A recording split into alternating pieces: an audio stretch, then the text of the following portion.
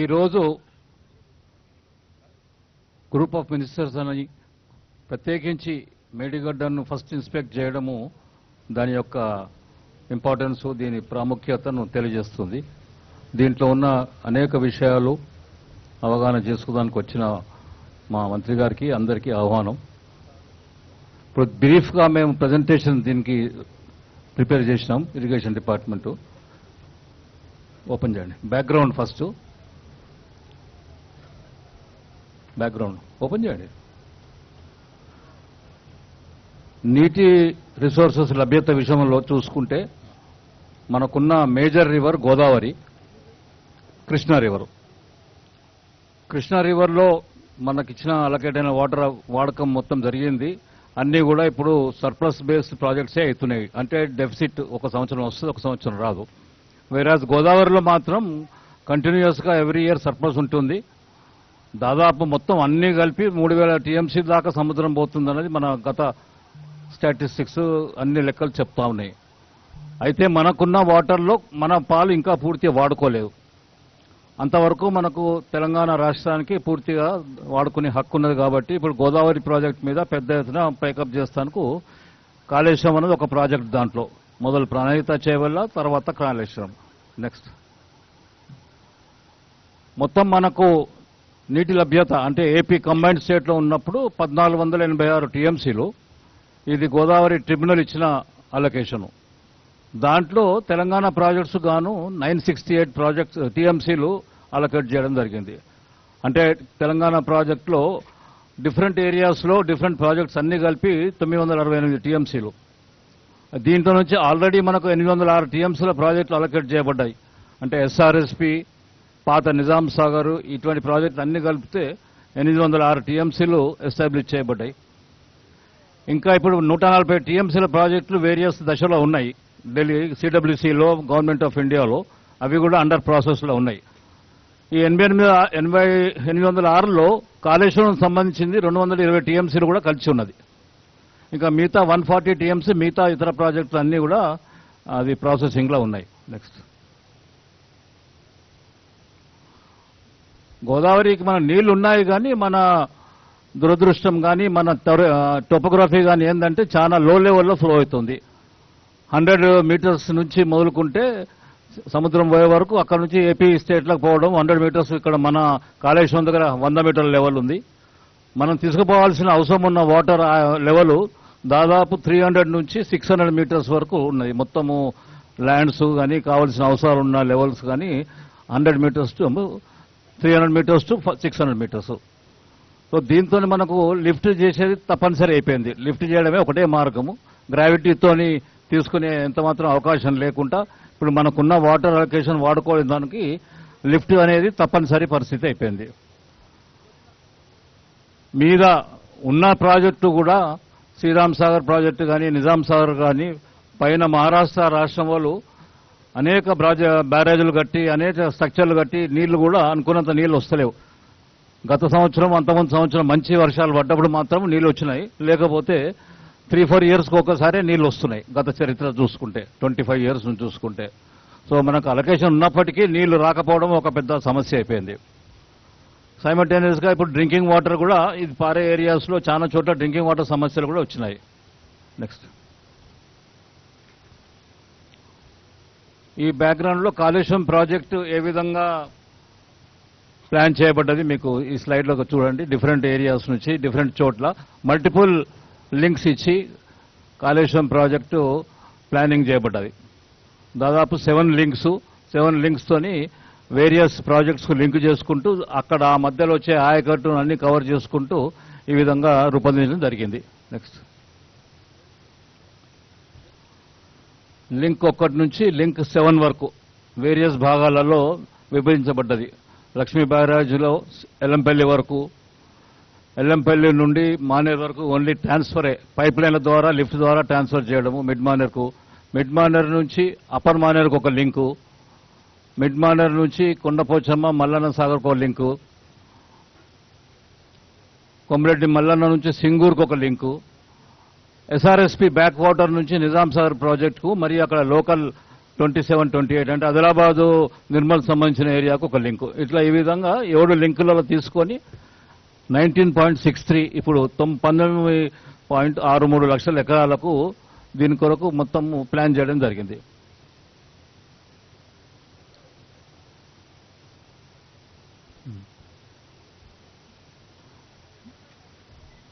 Kaleshwaram project యొక్క మొత్తం స్వరూపం చూసుకుంటే ఇది 13 జిల్లాలకు కేటర్ చేస్తుంది. 31 కాన్స్టిట్యున్సీలు, 121 మండలాలు, 1698 విలేజెస్.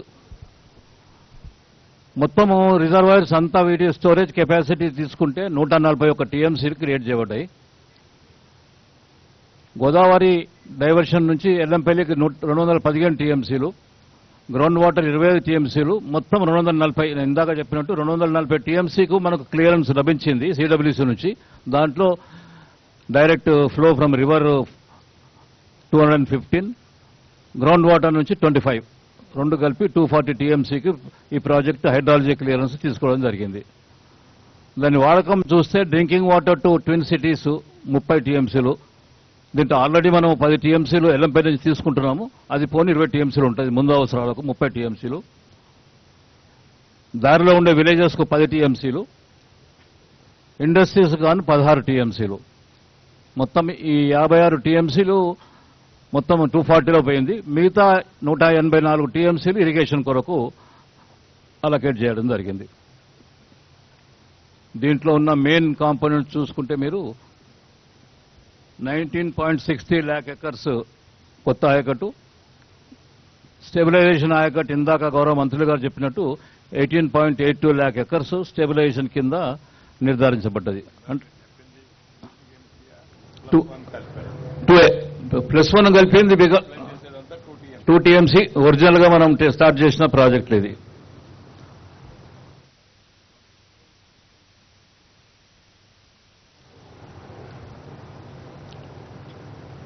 లిఫ్ట్ మొత్తము అన్ని లిఫ్ట్లు కలిపితే 4,958 మెగావాట్స్ ప్లాన్ చేశాము. అది గ్రాస్ కెపాసిటీ. నెట్ కెపాసిటీ దాంట్లో 80% ఉంటుంది. 20% ఎక్సెస్ కెపాసిటీతో డిజైన్ చేస్తాము పంపింగ్ సిస్టమ్స్. ఆ విధంగా చూసుకుంటే దాంట్లో 80% మనం యాక్చువల్ రిక్వైర్మెంట్స్ కింద తీసుకుంటాం. అంటే దాదాపు 3,900 దాకా వస్తుంది. ఈ ప్రాజెక్ట్ మొత్తంలో 1,635 కిలోమీటర్లు gravity canal, open canals, 203 kilometre tunnels, links with various projects, pump houses, pipe lines 98 కిలోమీటర్లు. మొత్తం లిఫ్టింగ్ హైట్ 530 మీటర్స్. అంటే కొండపోచమ్మ వరకు పోయే వరకు 530 మీటర్స్ దాదాపు లిఫ్టింగ్ ఇన్వాల్వ్ అవుతుంది దీంట్లో. అక్కడ నుండి మళ్ళీ గ్రావిటీ కెనాల్సే. 3 బ్యారేజీలు, గోదావరి మీద 3 బ్యారేజీలు, 21 పంప్ హౌజులు. దీనికి సప్లై చేస్తానికి 18 సబ్స్టేషన్లు, పెద్ద పెద్దవి. అంటే 120 కిలోవాట్స్ కేవీ సబ్స్టేషన్, 400 సబ్స్టేషన్స్. ఎందుకంటే పంపులు పెద్దవి కాబట్టి దీనికి స్వతహాగా దాని ఓన్ సబ్స్టేషన్ అవసరం పడి దాని ప్రకారం ఏర్పాటు చేయడం జరిగింది. నెక్స్ట్, అన్ని రిజర్వాయర్స్ కెపాసిటీ అన్ని కలుపుకుంటే 141 టీఎంసీ. ఈ రిజర్వాయర్లు ఇంత పెద్ద చేయాల్సింది అంటే సిడబ్ల్యూసీ వాళ్ళు కూడా సూచించారు. మీకు సరిపడా రిజర్వాయర్ లేకపోతే మీరు త్రూఅవుట్ ద క్రాప్ సీజన్ మీరు నీళ్లు ఇవ్వకపోవచ్చు, అవైలబిలిటీ ఉండకపోవచ్చు. కాబట్టి ఆ gaps, ups and downs cover చేసుకోవాలంటే రిజర్వాయర్ కెపాసిటీ కంపల్సరీ అని సూచించారు. దాని ప్రకారం కొన్ని రిజర్వాయర్స్ పెద్దగా చేసినాము, కొన్ని రిజర్వాయర్స్ కొత్తగా చేసినాము. నెక్స్ట్,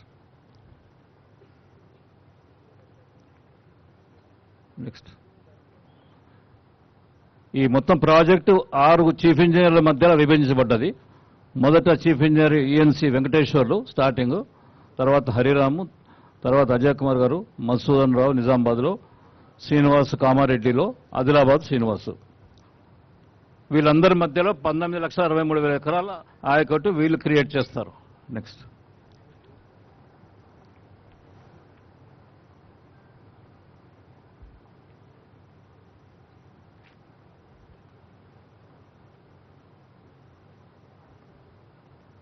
ఇప్పుడు ఎక్కడ మనం కెనాల్స్ కొంచెం ఏర్పాటు చేసినామో అక్కడ ట్యాంక్స్ ఆల్రెడీ కొన్ని కవర్ చేస్తున్నాము.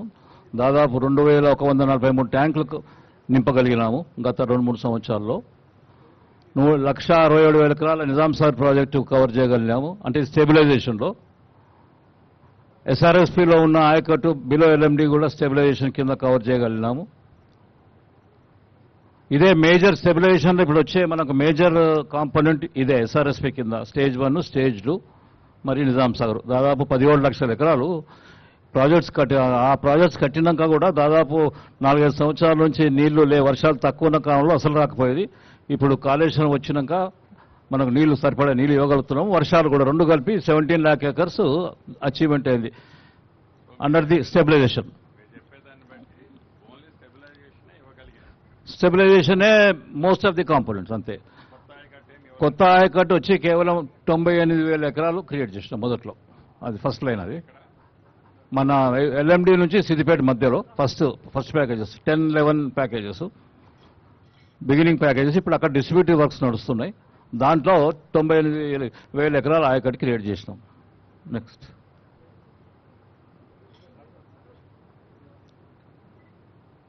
మనకు బ్యాలెన్స్ 98,000 ఆయకట్టు తీసేస్తే 18,64,000 బ్యాలెన్స్ ఆయకట్టు చేయాల్సింది ఉంది. ఇది మొదలు 3 సంవత్సరాలు అనుకున్నాం, కానీ 3 సంవత్సరాలు అది చాలా కష్టం కనపడతా ఉంది. ఎందుకంటే ల్యాండ్ అక్విజిషన్ చాలా ఉంది. ప్లస్ ఈ 18,64,000 ఆయకట్టు బి క్రియేటెడ్ దాన్ని ఏమైనా బ్రేకప్ చేసిన ఏ డిస్టిక్ ఎంత అదేమన్నా బ్రేకప్ చేసాక మీకు పేపర్లు ఇస్తాం, అది ఇవ్వండి, నోట్స్ ఇస్తాం. ఇది దాదాపు 5 yearsలో మేము విభజించినాము. ఎవ్రీ ఇయర్ ఈ సంవత్సరం 2,80,000, అట్లా 5 lakhs, 291, 335, 441. ఈ ఇన్ని లక్షల ఎకరాలకు అన్ని అగ్రిమెంట్ చేయబడ్డది. ఏజెన్సీలు ఫిక్స్ చేసినారు. వేరియస్ వివిధ స్టేజ్లలో ఉన్నాయి. ఇన్వెస్టిగేషన్లో కొన్ని, ఎక్స్కవేషన్లో కొన్ని, ల్యాండ్ అక్విజిషన్ ప్రాసెస్లో కొన్ని, అట్లా వేరియస్ లెవెల్స్లో ఉన్నాయి. మనకు ఫ్రెష్గా మళ్ళీ కొత్తగా టెండర్లు పెట్టాల్సిన అవసరం లేదు. ఎక్కడన్నా కొన్ని స్లో డౌన్ అయిన వర్క్ ఏదైనా క్లోజ్ చేస్తే తప్ప కొత్త వర్క్స్ మనకు టెండర్ పెట్టాల్సిన అవసరం లేదు. అన్ని వర్క్స్ లెట్ అవుట్ అయ్యి వేరియస్ స్టేజెస్లో ఉన్నాయి. ఇన్వెస్టిగేషన్ మరి ల్యాండ్ అక్విజిషన్ చాలా వరకు ఉన్నది. ల్యాండ్ అక్విజిషన్ ఎక్కడ ల్యాండ్ అక్విజిషన్ అయిందో అక్కడక్కడ కొంచెం వర్క్స్ కూడా నడుస్తా ఉన్నాయి, ప్రోగ్రెస్లో ఉంది. నెక్స్ట్ ఇది 100% లిఫ్ట్ స్కీమే కాబట్టి పవర్ రిక్వైర్మెంట్ చాలా పెద్ద ఎత్తున కావాల్సి వస్తుంది. మొత్తం ఇందాక చెప్పినట్టు 4,400 ఎకరాలు స్టేజ్ 1కు అంటే 2 TMCకి, తర్వాత 3వ TMC తీసుకుంటే అది 3,400 అవసరం పడుతుంది. 8,450 మెగావాట్స్ అవసరం పడుతుంది మొత్తం కంప్లీట్ 3 TMCతోని.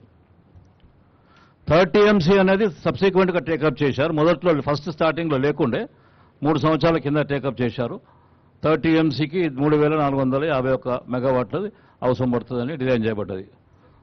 మొత్తం 8,450, దాని 80% అంటే దాదాపు 6,600 మెగావాట్స్ అన్ని పంప్స్ నడిస్తే అవసరం పడుతుంది. ఈ అన్ని పంప్స్ కూడా సైమల్టేనియస్గా అవసరం బట్టి తప్ప ఎక్కువ డిఫరెంట్ ఏరియాస్లో డిఫరెంట్ టైంలలో వాడుకునేటట్టు. బట్ అన్నిటికీ పంప్ సిస్టమ్ కంపల్సరీ కాబట్టి పంప్ సిస్టమ్ క్రియేట్ చేయడం జరిగింది. నెక్స్ట్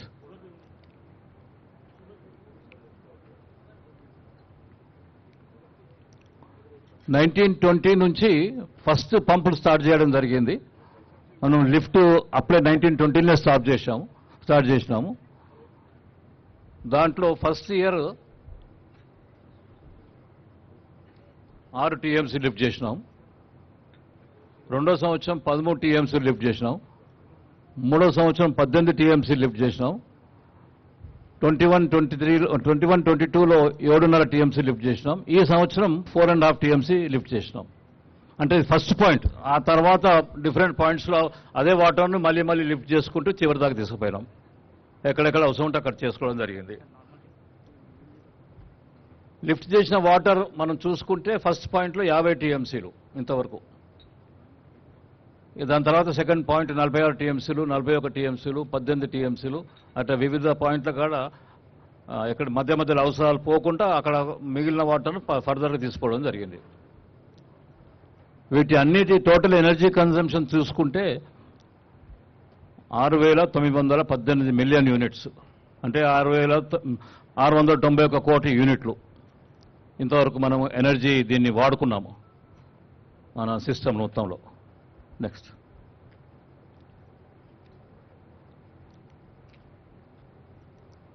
ఇప్పుడు 2 టీఎంసీల సిస్టమ్ ఒక లెక్క చూసుకుంటే ఒరిజినల్ శాంక్షన్ మనకు 94,413 కోట్లకు శాంక్షన్ అయింది. 3వ టీఎంసీ తర్వాత తీసుకున్నది 33,459 కోట్లకు శాంక్షన్ చేయడం జరిగింది. దీంట్లో ఫస్ట్ ఫేజ్లో 73,000 కోట్లు 499 కోట్లు ఇంతవరకు ఎక్స్పెండిచర్ అయింది. సెకండ్ ఫేజ్లో తీసుకున్న అడిషనల్ టీఎంసీకి 20,000 కోట్ల 372 కోట్లు ఎక్స్పెండిచర్ చేయడం జరిగింది. మొత్తం కలిపితే 93,872 కోట్లు ఇంతవరకు ఖర్చు చేయడం జరిగింది. అంటే దీంట్లో land acquisition, works, electricity substations అన్నీ కలిపి టోటల్ కాస్ట్ అంది కాళేశ్వరం ప్రాజెక్ట్ ఫర్ 3 టీఎంసీ ఇప్పుడున్న 93,000 కోట్ల ఖర్చు. మొత్తం 1,27,872 కోట్లది ప్లాన్ చేసినాము. దీంట్లో 93,000 కోట్లు 872 కోట్లు ఖర్చు అయింది ఇంతవరకు. నెక్స్ట్. అయితే ఇంత పెద్ద ఎత్తున డబ్బు మనము ఫైనాన్షియల్ ఇన్స్టిట్యూషన్స్ నుంచి, బ్యాంక్స్ నుంచి తీసుకోవడం జరిగింది. గవర్నమెంట్ కాక వేరియస్ బ్యాంక్స్ నుంచి డీటెయిల్స్ చూసుకుంటే మీరు 2 టీఎంసీలకు గాను 56,000 కోట్లు శాంక్షన్ అయింది. దీంట్లో ఇంట్రెస్ట్ డ్యూరింగ్ కన్స్ట్రక్షన్ కాంపోనెంట్ అది కాక అది ఇంట్రెస్ట్ డ్యూరింగ్ కాంపోనెంట్ చూస్తున్న 47,000 కోట్లు. దీంట్లో మనం వాడుకున్నది 53,000 కోట్లు ఇంతవరకు 56,000. దానికి సంబంధించిన ఐడీసీ 44,000 కోట్లు. ఇంకా బ్యాలెన్స్ మనకు అవైలబుల్ ఉన్నది 3,222 కోట్లు. ప్రిన్సిపల్ కూడా పేమెంట్ స్టార్ట్ అయింది. అగ్రిమెంట్ ప్రకారం ప్రిన్సిపల్ కూడా 3వ సంవత్సరం నుంచి పేమెంట్ స్టార్ట్ అయింది. 4,657 కోట్లు ఇంతవరకు ప్రిన్సిపల్ ఇవ్వడం జరిగింది. Interest part 48,000, balance to be paid 48,000 balance pay చేయాల్సింది ఉన్నది. దీనికి ఇంట్రెస్ట్ ఇవ్వలేదు. నెక్స్ట్.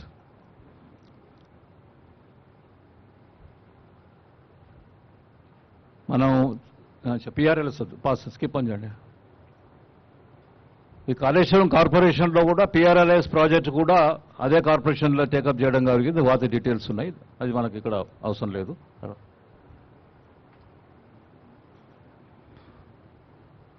ఇది ఓవరాల్గా మనకు ల్యాండ్ రిక్వైర్మెంట్ చూస్తే 97,417 ఎకరాలు ఉన్నది. అది ఇంకా ఫైనల్ ఫిగర్స్ కొంచెం మారుతాయి. రిజర్వాయర్స్ కానీ కెనాల్స్ కానీ అక్కడక్కడ మార్పులు వస్తుంటాయి కాబట్టి మారుతాయి. దీంట్లో 66,190 ఎకరాలు ఇదివరకు అక్వైర్ చేయడం జరిగింది. ఇంకా బ్యాలెన్స్ 31,227 ఎకరాలు సేకరణ చేయవలసి ఉంది. ఈ బ్యాలెన్స్ వాటికి కానీ రిక్వైర్మెంట్ మనకు డబ్బుల రిక్వైర్మెంట్ 5,438 ఎకరాలు ఈ రోజున్న రేట్లతో. ఆయకట్టు ఇందాక చెప్పినట్టే 98,570 ఎకరాలు ఆయకట్టుకి చేయడం జరిగింది. ఇది ఎక్స్పెండిచరు, బ్యాలెన్స్ కాస్టు ఫేజ్ 1లో 20,000 కోట్లు. దాంట్లో మనకు O&M కాస్ట్ తీసేసి లోన్ అవైలబుల్ చూసుకుంటే ఇంకా మిగతా కావాల్సిన ఫండ్స్ 15,918 కోట్లు ఫేజ్ 1 కంప్లీట్ చేస్తాను. దాంట్లో ల్యాండ్ అక్విజిషన్ 5,438 కోట్లు కావాల్సింది. నెక్స్ట్. ఈరోజు ఇప్పుడు ఈ గత 1.5 year నుంచి ఫండ్స్ మనకు అవైలబిలిటీ ఇబ్బందితోని కొన్ని పెండింగ్ బిల్స్ పెరుగుతూ ఉన్నాయి. ఎప్పటికప్పుడు ఎంత ఇచ్చినా కూడా ఎప్పటికీ పెండింగ్ బిల్స్ పెండింగ్ ఉంటా ఉన్నాయి. దాంట్లో total pending bills as on today 3,192 కోట్లు కాళేశ్వరం సంబంధించి. నెక్స్ట్.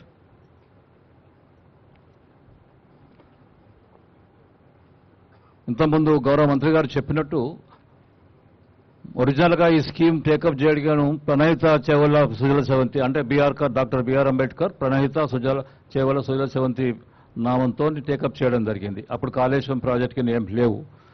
మనకు అలాకైనా గోదావరి వాటర్స్ వాడుకుంటాను గాను ఈ ప్రాజెక్టు ప్రణహిత చేవల ప్రాజెక్ట్ కింద టేకప్ చేయడం జరిగింది. అది దాదాపు 2007-8లో టేకప్ చేస్తే మనకు 2014 తర్వాత దాన్ని మళ్ళా కొంచెం డీటెయిల్డ్ స్టడీసు సిడబ్ల్యూసి యొక్క విశ్లేషణ ప్రకారం వాళ్ళు ఇచ్చిన కొన్ని అవసరాలు బట్టి అన్ని చూసుకుని ఇది మార్చడం జరిగింది. నెక్స్ట్ దాని రీఇంజనీరింగ్ ఆఫ్ ది ప్రాజెక్ట్ అంటా ఉన్నాం దాన్ని. 2005లో 15/7/2005లో డిపిఆర్ కొరకు మొదలు గవర్నమెంట్ పర్మిషన్ ఇచ్చింది. అప్పుడు డిపిఆర్ ప్రిపరేషన్ ప్రాణహిత టేకప్ చేయడం జరిగింది. వ్యాప్కోస్ అనే సంస్థకు, గవర్నమెంట్ ఆఫ్ ఇండియా సంస్థకు ఇవ్వడం జరిగింది. నెక్స్ట్ ఇది 160 టీఎంసీలకు అక్కడ నుండి ప్రణహిత రివర్ నుండి తీసుకోవడం కోసం ప్లాన్ చేయడం జరిగింది. ఎఫ్ఆర్ఎల్ దాని పూర్తి లెవెల్ 152 మీటర్లని నిర్ధారించి ఈ స్కీమ్ రూపొందించడం జరిగింది. మొదట్లో ఇది తంబిడియట్టి అనే పాయింట్ కాడ మహారాష్ట్రను తెలంగాణ ఇద్దరి మధ్యలో 2 సైడ్స్, ఒక సైడ్ మహారాష్ట్ర, ఒక సైడ్ తెలంగాణ, తంబిడియట్టి అనే ఊరు దగ్గర ప్రపోజ్ చేయండి. అక్కడ 2 నదులు కలుస్తాయి, వారదావను, వేణుగంగా. ఆ కలిసిన తర్వాత ఈ బ్యారేజ్ ప్రపోజల్ చేయడం జరిగింది. 152 మీటర్ల ఎఫ్ఆర్ఎల్తో వేకప్ చేయడం జరిగింది. దీంట్లో మనకు కావాల్సిన నీళ్ళ అలొకేషన్ అప్పుడు కూడా ఇంతే ఉంది. 10 టీఎంసీలు డ్రింకింగ్ వాటర్కు, 30 టీఎంసీలు హైదరాబాద్కు, 16 టీఎంసీలు ఇండస్ట్రీస్కు. ఇప్పుడు ఏదైతే ఉందో అప్పుడు కూడా ఆ ప్రణహిత చేవల్లో అదేవిధంగా నీటి వాడకం ఇట్లా నిర్ధారించబడ్డది. Next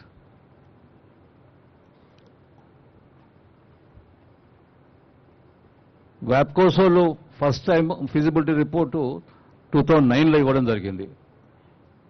4/2010లో in principle clearance CWC నుంచి తీసుకోవడం జరిగింది. దాని మీద డిపిఆర్ సిడబ్ల్యూసీకి 40,300 కోట్లకు ఫస్ట్ టైం అప్పుడు సబ్మిట్ చేసినాము. 2014 వరకు అప్పుడు మనకు శాంక్షన్స్ మొత్తం పూర్తి రాకపోయినా స్టార్ట్ చేసి వర్క్స్ కొన్ని టేకప్ చేయడం జరిగింది. కొన్ని ల్యాండ్ అక్విజిషన్స్, కొన్ని వర్క్స్ చేసి దాదాపు 6,150 కోట్లు అప్పుడు ఖర్చు చేయడం జరిగింది. ఆ తర్వాత మళ్ళా అదే వర్క్స్ మీద 14 నుంచి 16 వరకు 5,500 కోట్లు ఖర్చు చేయడం జరిగింది. అంటే మొత్తం 11,679 కోట్లు ఒరిజినల్ ప్రణహిత ప్రాజెక్ట్ పేరు మీద టేకప్ చేసిన వర్క్స్కు ఎక్స్పెండిచర్ ఇంత చేయడం జరిగింది. అప్పుడు అనుకున్న జిల్లాలు ఆదిలాబాదు, కరీంనగర్, నిజామాబాదు, మెదక్, నల్గొండ, వరంగల్. దీని కింద 16.4 లక్షల ఎకరాల కోసం నిర్ధారించడం జరిగింది. అప్పుడు స్టెబిలైజేషన్ అనే కాన్సెప్ట్ దీంట్లో లేదు ప్రణహిత చేవల ప్రాజెక్టులో. అప్పుడు పవర్ రిక్వైర్మెంట్స్ దీనికి 3,466 మెగావాట్స్. అప్పుడు అంటే దాంట్లో కూడా లిఫ్ట్స్, వేరియస్ స్టేజెస్ లిఫ్ట్స్ ఉండే.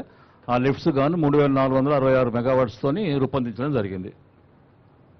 దీనికోసం పబ్లిక్ హియరింగ్స్, ఈ డిపిఆర్ అప్రూవల్ స్టేజ్ ఒకటి పబ్లిక్ హియరింగ్స్ కూడా చేయడం జరిగింది 7 జిల్లాలలో.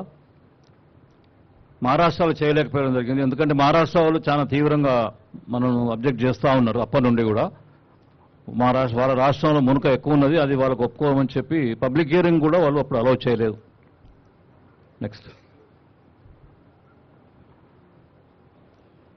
ఈ ప్రణహిత చేవలలో మనం ఎదురైన మనకు కొన్ని సమస్యలు ఇక్కడ పెట్టాము. ఈ హెడ్ వర్క్స్ ఒక సైడ్ మహారాష్ట్ర ఉన్నది. ఈ మహారాష్ట్ర నుంచి ఇంటర్ స్టేట్ ప్రాజెక్ట్ కింద ఇది టేకప్ చేయడం జరిగింది. ఈ ఇంటర్ స్టేట్ ప్రాజెక్ట్ కోసము మహారాష్ట్ర చాలా తీవ్రంగా వాళ్ళ అభ్యంతరాలు వ్యక్తం చేసినారు. మెయిన్గా ఎఫ్ఆర్ఎల్ 152 మీద. ఎందుకంటే 152 పెట్టుకుంటే దాదాపు 3,786 ఎకరాల భూమి మహారాష్ట్రలో మున్కకు గురవుతుంది. అయితే అప్పటి ముఖ్యమంత్రి గారు ఫడ్నవీస్ గారు, వాళ్ళ పార్టీ వాళ్ళు కూడా చాలా స్ట్రాంగ్గా అపోజ్ చేశారు దీనికి. వాళ్ళ సబ్మర్జెన్స్ను ఎంత సబ్మర్జెన్స్తో వాళ్ళు ఒప్పుకోవడం రెడ్యూస్ చేయమన్నారు. 148 రెడ్యూస్ చేస్తే 3,786 నుంచి దాదాపు కేవలం ఒక 400 ఎకరాల వరకే సబ్మర్జెన్స్ వస్తుండే. ఒకవేళ 148కు రెడ్యూస్ చేస్తే అది వాళ్ళ కండిషన్ పెట్టారు. అయితే ఈ కండిషన్తో పాటు ఒక ఇంటర్స్టేట్ బోర్డు కూడా ఒప్పందం జరిగింది ఇద్దరు గౌరవ సీఎంస్ మధ్యలో. బోర్డ్స్ పెట్టుకుంటే ఎప్పటికప్పుడు సమస్యలు మాట్లాడుకుంటానికి తీర్చడానికి ఇంటర్స్టేట్ బోర్డు కూడా క్రియేట్ జరిగింది 2012లో. నెక్స్ట్ 3 అంచెల కమిటీ కూడా ఏర్పాటు చేయడం జరిగింది. చీఫ్ ఇంజనీర్స్, సెక్రటరీస్, ఆ పైన ముఖ్యమంత్రులు, 3 లెవెల్స్ కమిటీ ఇది. అయితే మొదటి కమిటీ మీటింగ్ నుంచే చీఫ్ ఇంజనీర్స్ వాళ్ళు చాలా ఈ గట్టిగా పొజిషన్ ఉంది మహారాష్ట్రలో, ఇబ్బంది అవుతుంది 152 అని మొదలు చేసి అప్పటి నుంచే వాళ్ళు రిక్వెస్ట్ చేయడం జరిగింది. 148కి రిక్వెస్ట్ చేయమన్నారు. చీఫ్ ఇంజనీర్స్ మధ్యలో 2 సార్లు మీటింగ్ జరిగింది, హైదరాబాద్లో, నాగ్పూర్లో. బట్ ఒప్పందం అనేది ఏమీ అటువైపు ఏం తీసుకోపోలేకపోయినాం. నెక్స్ట్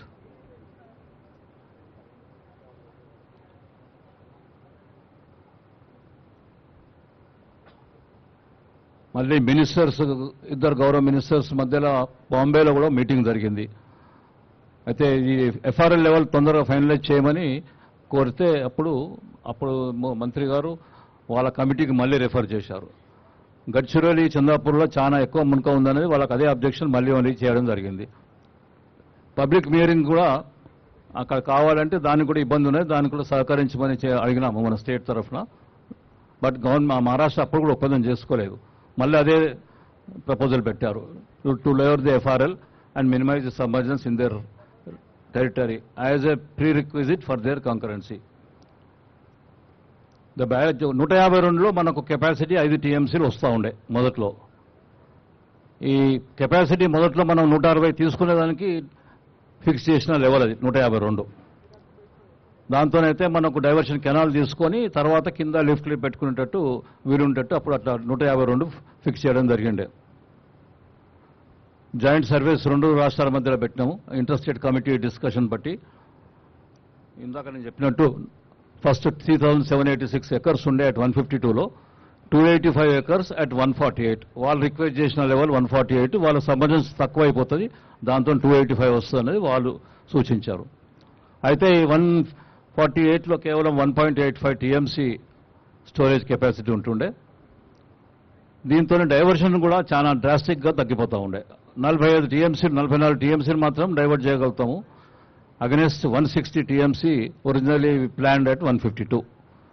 సో ఈ డైవర్షన్ చేయగలిగింది ఎందుకంటే అక్కడ మనకు 5 టీఎంసీ పెట్టుకునేది ఎందుకు అంటే కంటిన్యూస్ వాటర్ ఫ్లోస్ లేవు కాబట్టి మధ్య మధ్యలో గ్యాప్స్ ఉన్నా కూడా ఆ డైవర్షన్ కెపాసిటీ వాడుకుంటూ చేస్తేనే మనకు 160 టీఎంసీలు తీసుకునేట్టు వీలుంటుండే.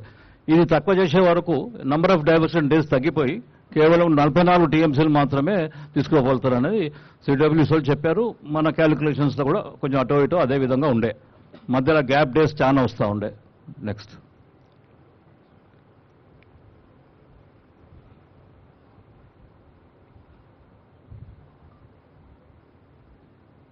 ఈ మీటింగ్ తర్వాత మళ్ళీ హైదరాబాద్లో కూడా మళ్ళీ మీటింగ్ పెట్టడం జరిగింది. అదే రిక్వెస్ట్ మహారాష్ట్ర మళ్ళీ చెప్పడం జరిగింది. ఎంత ప్రయత్నాలు చేసినప్పటికీ మ్యూచువల్గా ఒప్పుకోవడం అనేది సాధించలేకపోయినాం. అప్పుడు ఆ 152కు మహారాష్ట్ర ససేమేరే అన్నారు. ఎన్నిసార్లు చెప్పినా అదే రిక్వెస్ట్. పొలిటికల్ అపోజిషన్ చాలా ఉండే ఆ ఏరియాలో, కొద్దిగా బీజేపీ వాళ్ళు కొద్దిగా స్ట్రాంగ్ పాకెట్స్ ఉన్నాయి, వాళ్ళు అసలు ఒప్పుకోలేదన్నారు. మా ముఖ్యమంత్రి గారు అదే చెప్పారు తర్వాత సబ్సిక్వెంట్గా ఫడ్నవీస్ గారు. ఆ ఏరియాలో నేనేం చేయలేనని కూడా ఆయన పదే అదే చెప్పడం జరిగింది. నెక్స్ట్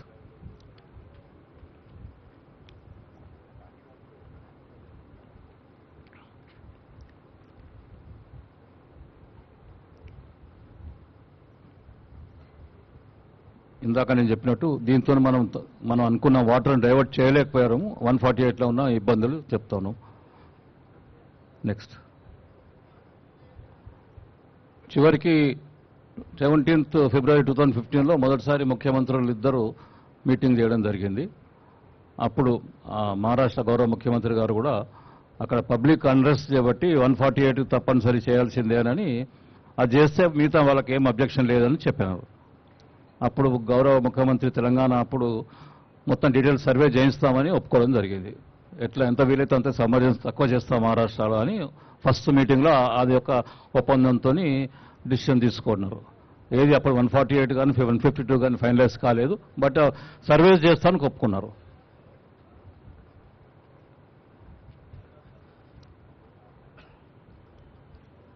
నీటి అవైలబిలిటీ గురించి సిడబ్ల్యూసీ వాళ్ళు చెప్పిన లెక్కల ప్రకారం 165 టీఎంసీలు 78% డిపెండబిలిటీతో ఉంటుంది అని చెప్పారు. కానీ దాంట్లో కూడా 63 టీఎంసీలు పైన వాడుకొని వాటర్ ఉన్నది. పైన ప్రాజెక్ట్స్ అంటే ఛత్తీస్గఢ్ మెయిన్లీ వాళ్ళు ఇంకా వాడకంలోకి రాని వాటర్ ఉంటుంది కాబట్టి అది కలుపుకుంటేనే 165 టీఎంసీలు ఉంటుంది అన్నారు. ఈ 163 టీఎంసీలు ఎప్పుడు కూడా పర్మనెంట్గా ఉండదు. వాళ్ళు ప్రాజెక్ట్స్ కట్టుకున్నంత వరకు 163 వస్తుంది. అది కట్టుకున్నాక తగ్గిపోయి మళ్ళీ మీకు వచ్చేది 102 టీఎంసీలే నికరంగా వచ్చేదని తేల్చినారు వాళ్ళు. ఈ 102 టీఎంసీ అవైలబిలిటీ అనేది అన్ని కలుపుకుంటే అది డిపెండబుల్ అవైలబుల్ ఉంటుందని తేల్చినారు. నెక్స్ట్ దీంతో పాటు ఫస్ట్ డిపిఆర్లో ప్లానింగ్, ఇంటిగ్రేటెడ్ ప్లానింగ్ అన్నీ కూడా కొంచెం మళ్ళీ ఒకసారి తిరిగి చూడండి, రీఎగ్జామిన్ చేయమండి అని సిడబ్ల్యూసి చెప్పడం జరిగింది. ఈ రిజర్వాయర్స్ మీరు ప్రపోజ్ చేసింది అప్పుడు మొదలు అనుకున్న రిజర్వాయర్స్ చాలా చిన్నగా ఉన్నాయి, సరిపోవు. మీ కమాండ్ ఏరియా ఎక్కువ ఉన్నది. ఆ కమాండ్ ఏరియాకు ఆ రిజర్వాయర్స్ సరిపోవు కాబట్టి కొన్ని రిజర్వాయర్స్ పెంచడం, కొన్ని కొత్త రిజర్వాయర్స్ కట్టడం అవసరం ఉంటుందన్నది మొదటిసారి వాళ్ళు మాకు చెప్పడం జరిగింది. అంటే మొదలు ఇచ్చిన డిపిఆర్ మీద వాళ్ళు స్టడీ చేసి వాళ్ళ ఫైండింగ్స్ ఇవి. నెక్స్ట్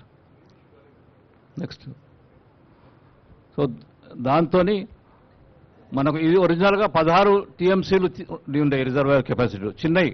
తమ్మిడిహట్టి, మేడారం, మల్కపేట, అనంతగిరి, ఇమామాబాద్. గారు sir you go on to the present problem. Okay, will go to the present issue will go to now.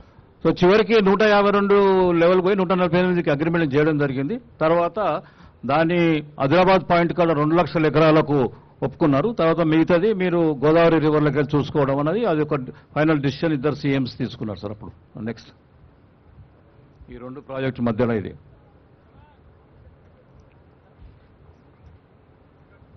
Next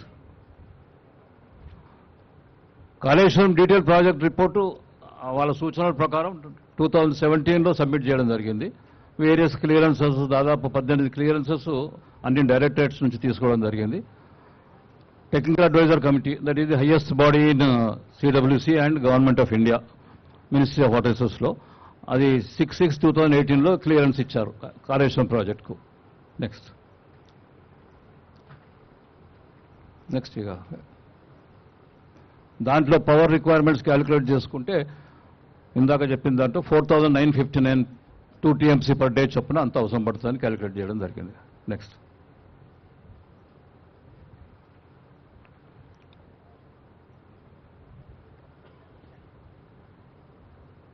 ఈ దీంట్లో గోదావరి నుంచి మనకు సోర్స్ పాయింట్ గోదావరి నుంచి సార్, కానీ అక్కడ నుండి మనకు మెయిన్ ఇష్యూ ఏంటంటే transfer of water to Yellampalli.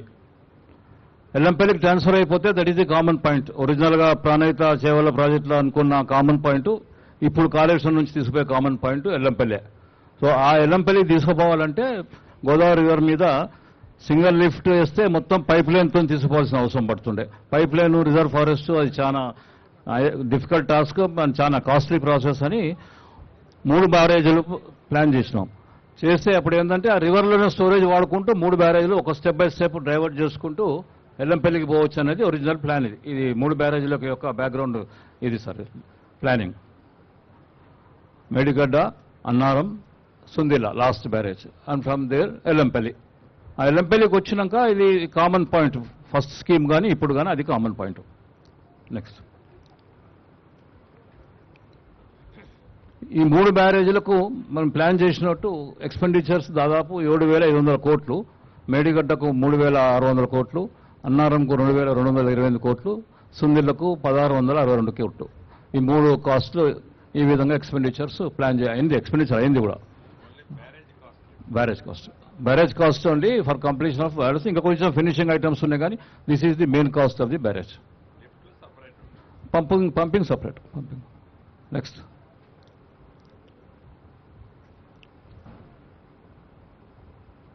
ఈ Medigadda barrage different features sir. 2110 వరకు అంతకుముందు మేడిగడ్డ బ్యారేజ్ దాదాపు 3 years కంటిన్యూస్గా వాడినాం సార్. 2019-20లో ఫస్ట్ టైం వాడినాం. 2021, 21-22, 22-23. 22-23లో హైయెస్ట్ ఫ్లడ్ కూడా ఫేస్ అయింది. దాదాపు 28 లక్షల క్యూసెక్స్ అది బ్యారేజ్ రిసీవ్ చేసుకున్నది. మన designed flood, maximum design flood వచ్చేసింది ఫస్ట్ సెకండ్ ఇయర్లోనే.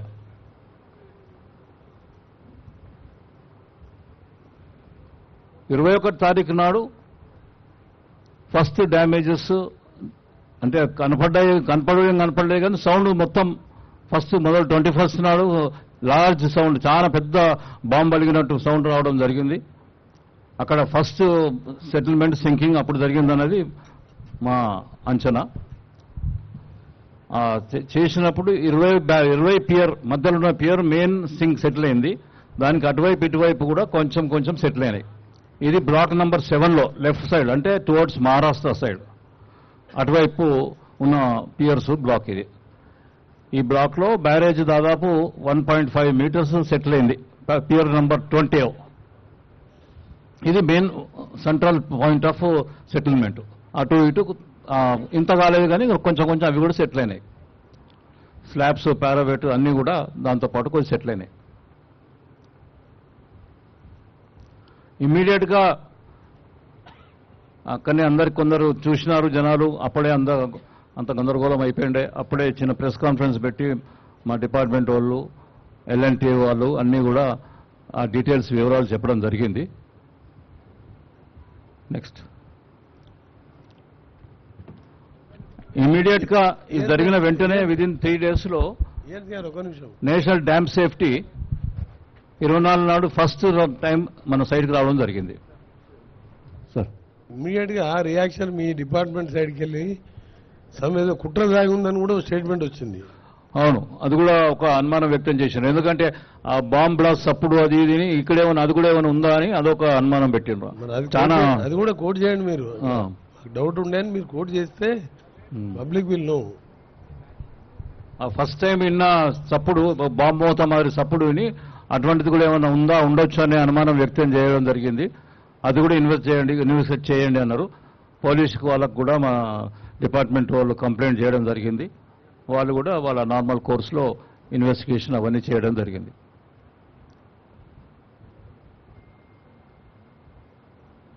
ట్వంటీ 24th నాడు నేషనల్ డ్యామ్ సేఫ్టీ ఆర్గనైజేషన్ వాళ్ళు ఫస్ట్ టైం వచ్చారు. వాళ్ళు ఎగ్జామినేషన్ కొరకు వాళ్ళంతా వచ్చి ఇక్కడ హైదరాబాద్లో అంతా కూడా డిస్కషన్ జరిపి అన్ని ఫస్ట్ హ్యాండ్ చూసుకొని వాళ్ళు ఏమి డీటెయిల్గా ఏం చెప్పలేదు కానీ ఆబ్వియస్లీగా ఏదో ఫౌండేషన్స్ ప్రాబ్లం ఉండొచ్చు అన్నట్టు ఎక్స్ప్రెస్ చేసినారు. ఈ మునగడం అనేది 24 తారీఖు వరకు రోజు కొంచెం అవుతూ ఉండే. ఫస్ట్ డే మ్యాక్సిమం అయింది, ఆ తర్వాత రోజు కొద్దిగా అయి మొత్తం చివరి వరకు సెటిల్మెంట్ చూసుకుంటే 1.25 మీటర్స్ సెటిల్ అయినట్టు మనకు టోటల్గా లెవెల్స్ ప్రకారం చూస్తే అంతా అయినట్టు తెలుస్తూ ఉండే. నేషనల్ డ్యామ్ సేఫ్టీ ఒక కమిటీ హెడ్ మాకు అశ్విన్ పాండ్యా అని చైర్మన్ గారు, ఇంతకుముందు CWCలో, ఆయన ఇప్పుడు డ్యామ్ సేఫ్టీ రివ్యూకు చైర్మన్. ఆయన కూడా వచ్చాడు సబ్సిక్వెంట్గా 28వ తారీఖు నాడు. నెక్స్ట్, ఇవి కుంగిన 3 పియర్స్ యొక్క డీటెయిల్స్. 3 పియర్స్లో రకరకాల లెవెల్లో కుంగినాయి అన్నట్టు. మెయిన్గా 20 పియర్ మ్యాక్సిమం, మిగతా అన్ని 0.2, 0.3 ఆ విధంగా కుంగినాయి. ఒక పియర్ మాత్రం 1.25 మీటర్స్ కుంగింది. నెక్స్ట్, ఆ గేట్స్ కూడా ఆ 3 పియర్స్ వెంట్స్ మధ్యలో అంతా జామ్ అయిపోయినాయి. ఆ పియర్స్ క్రాక్ ఇచ్చి కుంగడం వల్ల ఆ గేట్ పక్కన కూడా కొన్ని ఫొటోస్. నెక్స్ట్, కమిటీ డీటెయిల్స్ కొన్ని డేటా అడిగినారు. ఆ డేటాకు జవాబులు ఇవ్వడం జరిగింది డిపార్ట్మెంట్ వాళ్ళకు. నెక్స్ట్,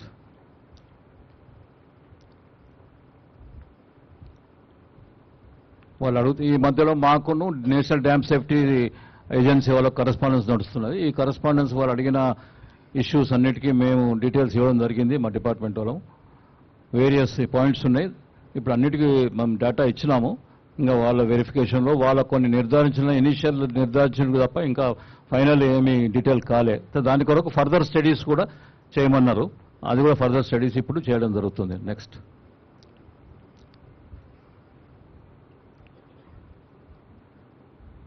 గ్యాంట్రీ క్రేను, అది పోయే రేలు అవన్నీ కూడా క్రాక్ అయ్యి కొంచెం సెటిల్ అయినాయి. 3 వెంట్స్లో మాత్రం సెటిల్ అయినాయి బాగా. ఆ గేట్స్ కూడా ఇప్పుడు వాడే పరిస్థితి లేదు.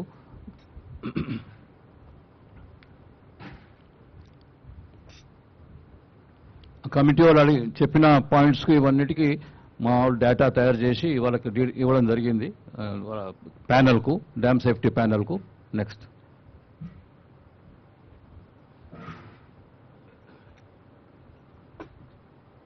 Next Annaram barrage. ఇది ఇంతక మేడిగడ్డది మొత్తం ఓవరాల్ పిక్చర్ అది. ఇప్పుడు ఇందాక మీకు చెప్పిన పిక్చర్ అది. దానికి ఇంకా నిర్ధారణ, ఇన్వెస్టిగేషన్స్ అవన్నీ జరుగుతూ ఉన్నాయి. ప్రైవేట్ ఏజెన్సీస్ పిలిచి అండర్ గ్రౌండ్ ఫౌండేషన్ కింద స్టడీస్ చేస్తున్నారు, నిన్ననే మొదలుపెట్టినారు. నిన్న స్టార్ట్ అయిందా వెంకటేశ్వర్లు? నిన్న స్టార్ట్ అయింది. వాళ్ళు ఒక 10-12 days మ్యాక్సిమం 2 weeks అడుగుతున్నారు. మొత్తము అండర్ గ్రౌండ్ ఫౌండేషన్ కింద ఏం జరిగిందనేది వాళ్ళ స్టడీ బట్టి రిపోర్ట్ ఇస్తాను. అన్నారం బ్యారేజ్ కింద కూడా సీపేజ్ బాగా రావడం జరిగింది. అందరూ నోటీస్ చేసినారు. అయితే 3-4 చోట్ల సీపేజెస్ బాగా కనపడ్డాయి స్లాబ్ కింద. దాని కొరకు టెంపరీగా గ్రౌటింగ్ కూడా చేయాల్సిన అవసరం ఉందని గుర్తించడం జరిగింది. దానికి నీళ్లు తక్కువ చేయడం జరిగింది. అన్నారం బ్యారేజ్లో, సిమిలర్గా సుందేల బ్యారేజ్లో, ఇవన్నిట్లో కూడా తక్కువ చేసి కానీ ఆ గ్రౌటింగ్ చేస్తే మనకు మళ్ళీ దాన్ని నీళ్లు నింపేటట్టు పరిస్థితి వస్తుందని ఇప్పుడు ఈ సంవత్సరం టేకప్ చేయడం అది కూడా ప్లాన్ చేసుకున్నాం. అది కూడా స్టార్ట్ అయింది గ్రౌటింగ్ వరకు. అది ఒక 1 monthలో అయిపోతాయి 2 బ్యారేజెస్ గ్రౌటింగ్ అయినాక కింద డిస్టర్బ్ అయిన బ్లాక్స్ అవన్నీ కూడా మళ్ళీ సరిచేసి మళ్ళీ వాటర్ నింపే కార్యక్రమం మొదలు పెడతాం. ఆ ఏజెన్సీస్ వాళ్ళు దానికి సంబంధించిన ఏజెన్సీస్ ఉన్నారు, వాళ్ళు ఇక్కడనే వాళ్ళ దాంట్లోనే టేకప్ చేస్తున్నారు. వాళ్ళు కూడా ముందుకు వచ్చి మొత్తం టేకప్ చేస్తామన్నారు. నెక్స్ట్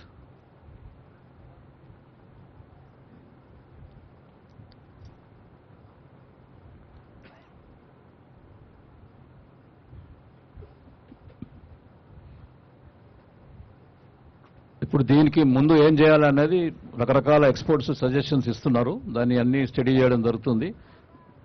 ఇమ్మీడియట్గా మొదలు చేయాల్సిన పని, తర్వాత నెక్స్ట్ ఏం చేయాల్సిన పని అనేది స్టెప్ బై స్టెప్ ప్రిపేర్ చేస్తున్నాము.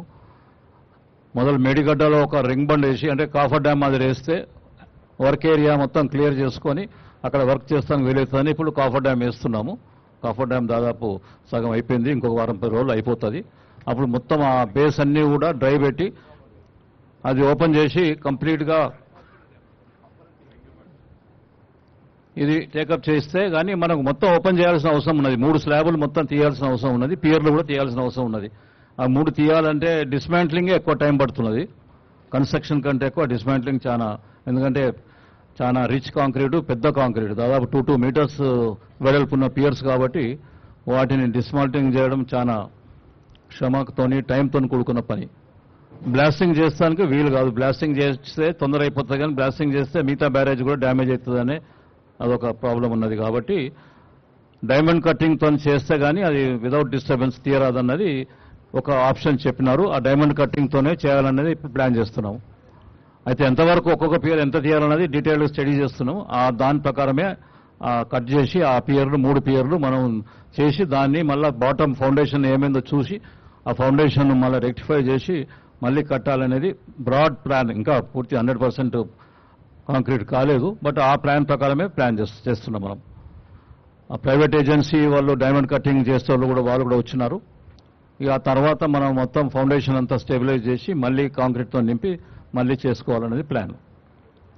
నెక్స్ట్ 3 గేట్లు కూడా మొత్తం తీసి మళ్ళీ రీకన్స్ట్రక్ట్ చేయాల్సిన అవసరం ఉన్నది. ఎందుకంటే ఆ గేట్లు మళ్ళీ రిపేర్ అంటే అంత ఈజీ కాదు, కాబట్టి కొత్తవి కడితేనే బెటర్ అనే ఆలోచన ఉంది. కొత్త గేట్సే చేస్తాము బహుశా. దాన్ని బట్టి ఇక ఆ గేట్స్ వాళ్ళ చేసిన దాన్ని బట్టి ఇక నెక్స్ట్